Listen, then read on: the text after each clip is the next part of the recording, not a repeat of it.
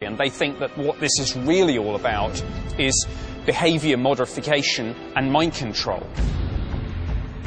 You would have a signal that would hit the ionosphere, begin to pulse the energy into the ionosphere, and the ionosphere, this layer, would begin to pulse back. So it changes it from a direct current to an alternating current, sending back to the Earth in the ELF range, extremely low frequency range of 1 to 20 hertz. Those same frequencies, 1 to 20 hertz, happen to correlate with predominant brain frequencies in human beings. There is scientific data to back up claims that ELF waves can affect human behavior. During the 1960s and 1970s, Dr. Andrija Puharic studied the impact ELF waves have on the brain. What he discovered was shocking.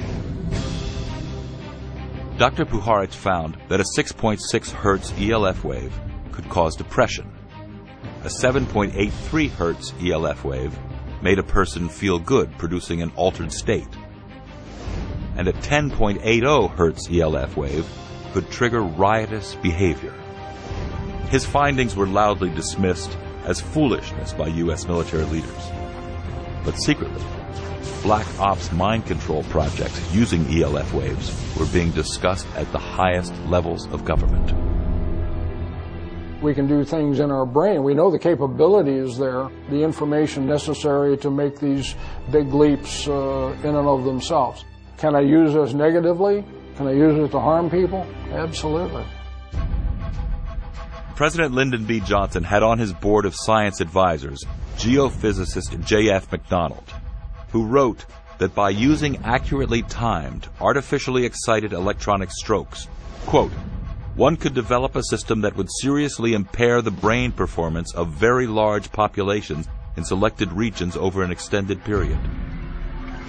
If you go back to the work of Gordon J.F. MacDonald in the 1970s, you'll find that he was talking about being able to modulate a signal into the ionosphere that would be able to return a signal that the human body would couple with, would lock onto and begin to follow in a manner that would change the emotional state of people over a large geographic area.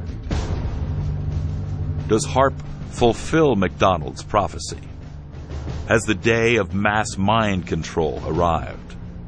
For those people that believe HAARP is about mind control, the implications are immense. This isn't just about influencing the behavior of one or two individuals.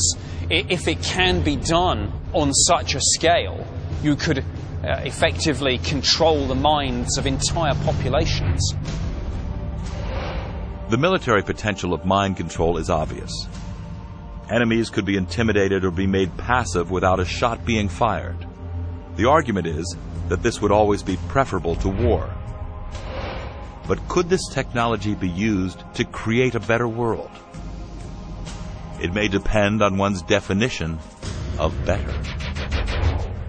Imagine controlling people's behavior so that you could stop them being aggressive. There's a sort of utopian vision, perhaps, of world peace. And on the face of it, that sounds a good thing. But if that's not our natural behavior, I think we stop being human if we're subjected to this. We become little more than lab rats running around a wheel.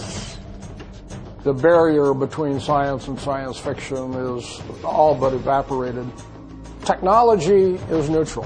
In the end, it is the application, it is the intent of the user that determines whether technology is used for good or evil. I think the future is a place where mind control will exist. I can only hope that it will be in the hands of the right people and that it will be regulated so tightly that it can't be abused.